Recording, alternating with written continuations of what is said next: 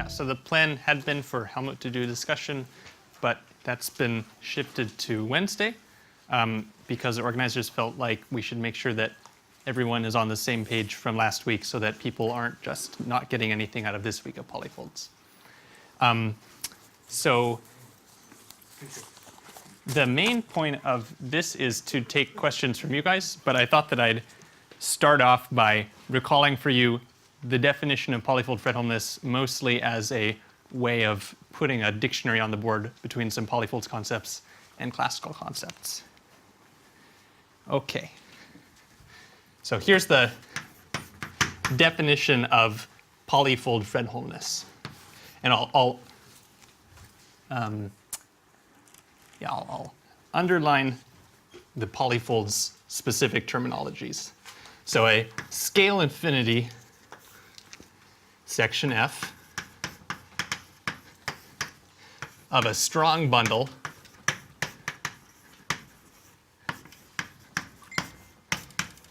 y over x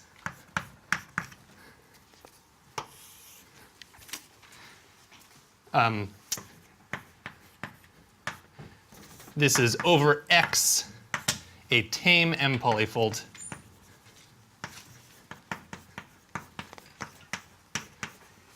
is scale Fredholm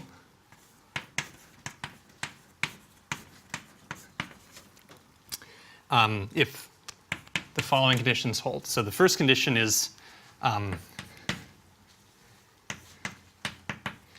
F is regularizing. And the second condition is that it has a filled version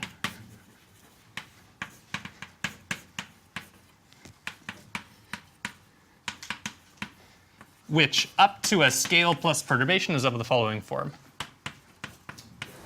Actually, more precisely, at each point it has a filled version, so the filled version might be actually quite different, might be different. Yes, thank you, Helmut.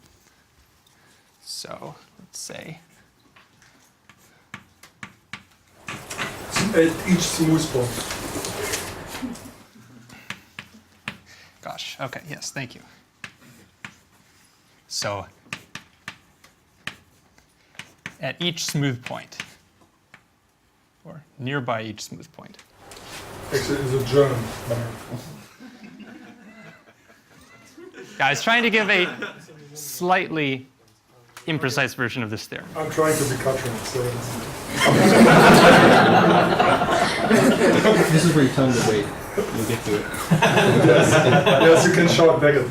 I have a picture on the next slide. Okay, so which up to a scale plus perturbation is of the following form.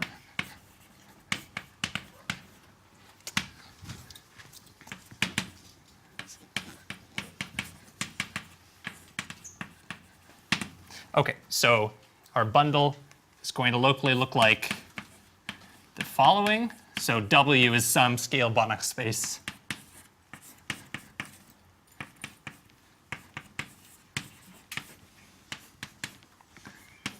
Bundle is locally trivial. So the base is R little n plus W, and the fiber is R big N plus W. And the section is supposed to be, well, it's supposed to have principal part something called G. And on the right board, I'll tell you what property G has to satisfy. So this is like the meat of scale Fredholmness.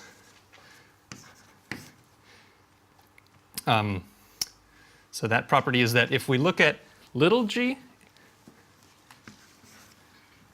and we subtract off g at the point we're centering at, and then we post-compose that with the projection down to w. Okay, so that's the w in the fiber. And then we apply it to a point v comma u. So little v lives in r little n and u lives in w. Then it's of the form u minus b of u comma v, where b is a, you can think of it as a family of contraction mappings parametrized by v. Let me switch the order of u and v. So v is living in this finite dimensional space, family of contraction mappings parameterized by v. And specifically what I mean by that is that if I make any choice of m